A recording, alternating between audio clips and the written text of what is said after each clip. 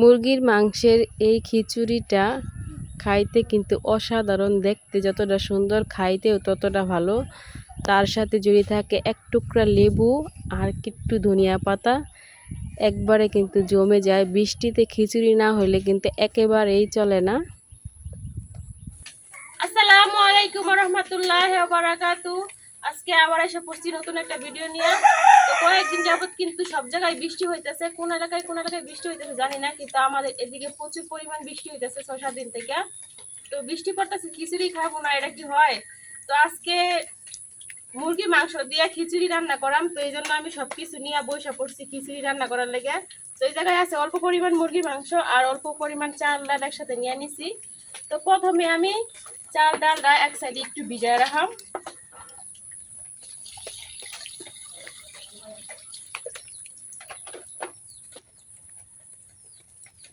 কারণ চাল ডাল ভিজায় রাখলে আর কি খুব সুন্দর হয় খিচুড়িটা।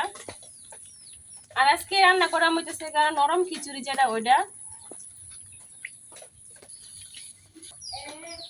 তো চাল ডাল ভিজায় আমি একসাথে রাখা দিছি আর মাংসটা একসাথে রাখা দিছি। এখন আমি আদা রসুন গুলা বাইটা নিয়ে বাটার মধ্যে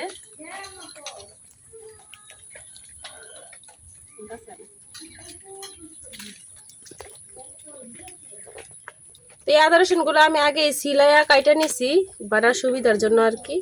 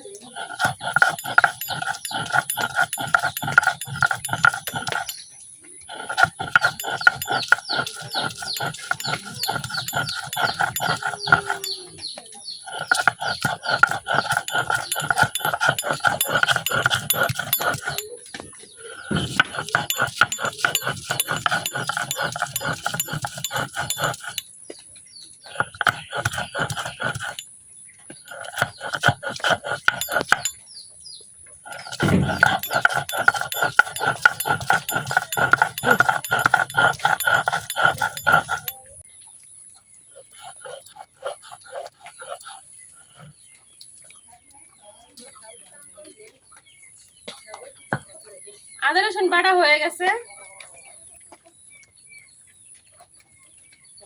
এখন আমি উড়াই নিতেছি।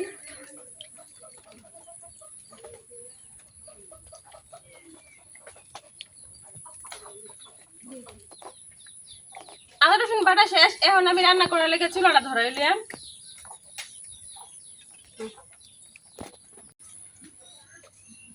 অনেক কষ্টে চুলা ধরাইছি, বৃষ্টির কারণে চুলা মুলা সব ভিজে থাকে বা চুলার মধ্যে পানি উঠে থাকে, চুলা ধরানো যায় না। তো অনেক কষ্টে চুলা ধরানোর পরে এই যে চুলা ধরায় পাতিলা বসাই দিছি। এখন পাতিলার মধ্যে তেল দিয়ে দেম।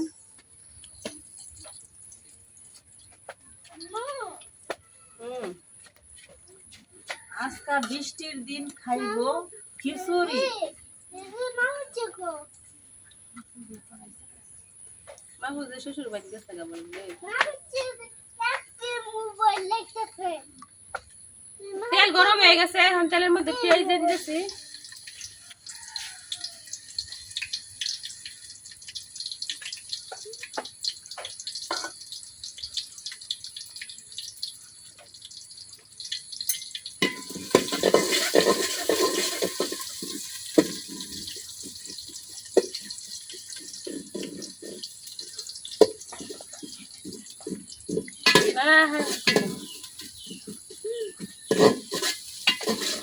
পেঁয়াজটা কিছুক্ষণ ভাজা নেম।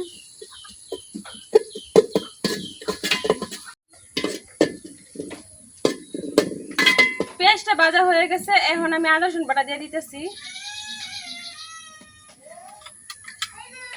সবটা আদা রসুন বাটাই লাগবো।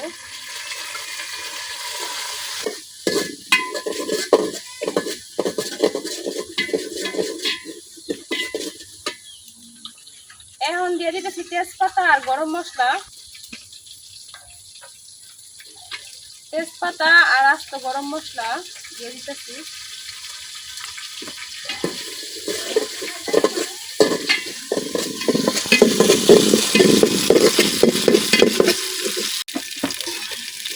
এখন দিয়ে দেম আদা রসুন যে রাখছিলাম বাড়িটা, ওই বাড়িটা দিয়ে একটু পানি।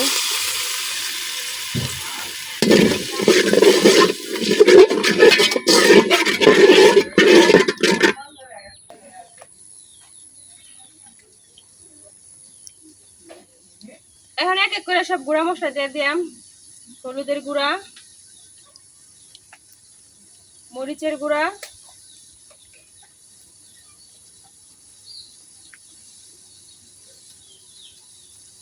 ধনিয়ার গুঁড়া, স্বাদ মতো লবণ,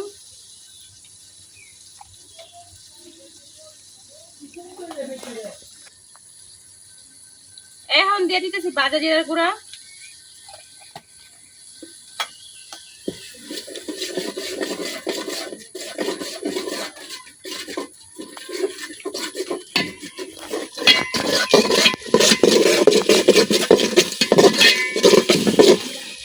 এখন মশলাটা কিছুক্ষণ কষাই নেন।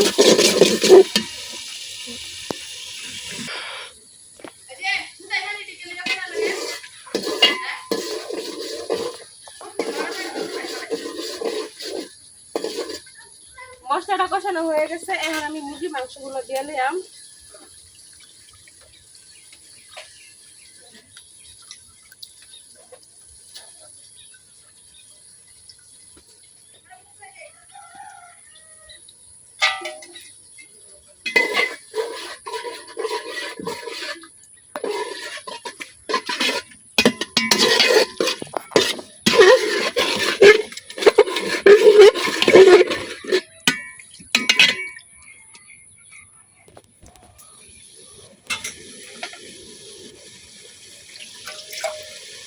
এখন ডাইকে মুরগি মাংসটা কিছুক্ষণ কষাই নেন।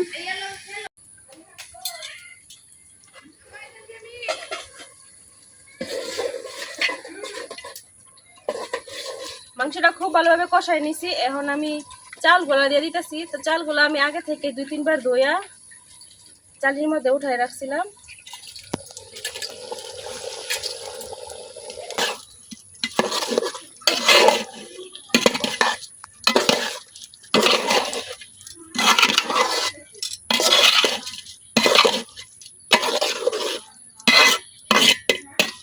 তো মাংসের সাথে চাল আর ডালটা খুব ভালোভাবে মিশাই নিছি। এখন মাংসের সাথে চাল আর ডালটা কিছুক্ষণ কষাই নেন।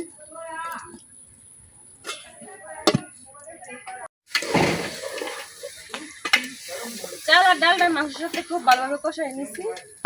এখন পরিমাণ মতো পানি দিয়ে দেন।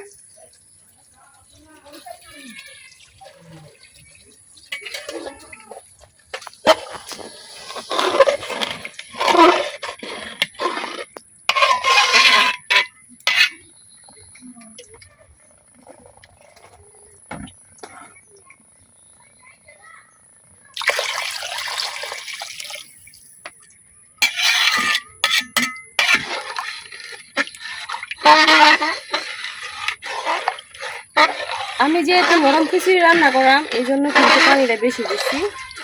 গুনা খিচুড়ি রান্না করলে কিন্তু পরিমাণ মতো পানি দেওয়া লাগবো, আর কি মাইপা পানি দেওয়া লাগবো। তারপর পানি দেওয়া হয়ে গেছে, এতটুকু পানিতে খিচুড়ি হয়ে যাবো। এখন ডাইকে রান্না করে নেন। খিচুড়ির মধ্যে জুড়ে বলক আসা পড়ছে। তো এইভাবেই আমি আরো কিছুক্ষণ রান্না করে নেম। তো দেখতে আছেন কত জুড়ে বলক উঠছে।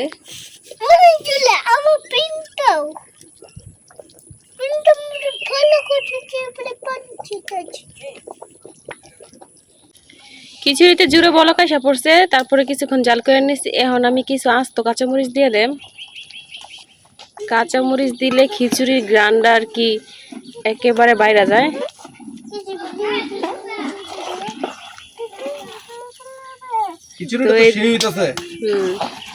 এই দেখেন চাল আর ডাল প্রায় সিদ্ধ হয়ে গেছে। তো আরো কিছুক্ষণ রান্না করে নেম আর কি।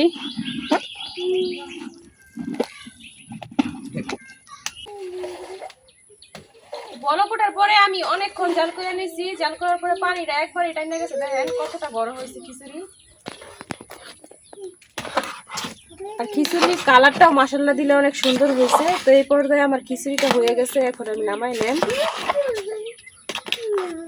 কালারটা কেন অসাধারণ কালার হয়েছে একটা, সেই কালার সেই। এটা কি আগুন দাঁড়াচ্ছ নাকি? না, পানি দাঁড়াচ্ছি। চুলার মধ্যে পানি দিছি আর রান্না হয়ে গেছে।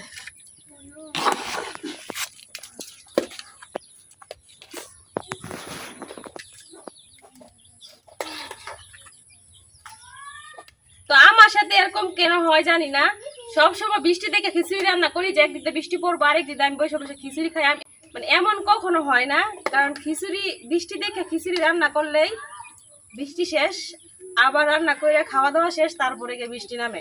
মানে বৃষ্টির মধ্যে কোনো সময় খিচুড়ি খাইতে পারি না আর কি। তো ডাল কিন্তু একবারে খুব ভালোভাবে সিদ্ধ হয়ে গেছে, দেখাই যাইতেছে না, দেখতেছেন। আর এই দেখেন মাংসগুলা কত সুন্দর লাগতেছে দেখতে, এই দেখেন। তো পুরোটা খিচুড়ি কিন্তু দেখতে অনেক সুন্দর হয়েছে, আর অনেক সুন্দর একটা গ্রান বেরিয়েছে। এই ধনিয়া পাতা দিতেই মনে নাই, গাছে বিলাতি ধনিয়া পাতা আছে, তারপরে দিতে মনে নাই। দুর্ভাগ্যবশত এখন যখন খিচুড়ি নামাই নিছি, তো এইভাবেই থাকুক। আজকে আর ধনিয়া পাতা দিলাম না, ধনিয়া পাতা ছাড়াই খাইলাম। ধনিয়া পাতা দিলে আর কি গ্রানটা আরো বাইরে যেত, আর একবারে খাইতে অনেকটা মজা লাগতো। আবার ধনিয়া পাতা দিলে আমার আরেকটা সমস্যা আছে, আব্দুল্লাহ ধনিয়া পাতা খাইতে পারে না একদমই, আব্দুল্লাহ খাইতো না। তো থাক, ধনিয়া পাতা ছাড়াই খাই। মুরগির মাংস দিয়ে খিচুড়ি রান্নাটা কেমন হয়েছে অবশ্যই কমেন্টে জানাবেন। আমার ভিডিও যদি ভালো লাগে তো আমার চ্যানেলটা সাবস্ক্রাইব করে দিবেন। আজকে ভিডিও পর্যন্ত, সবাই ভালো থাকবেন, সুস্থ থাকবেন, আল্লাহ হাফেজ।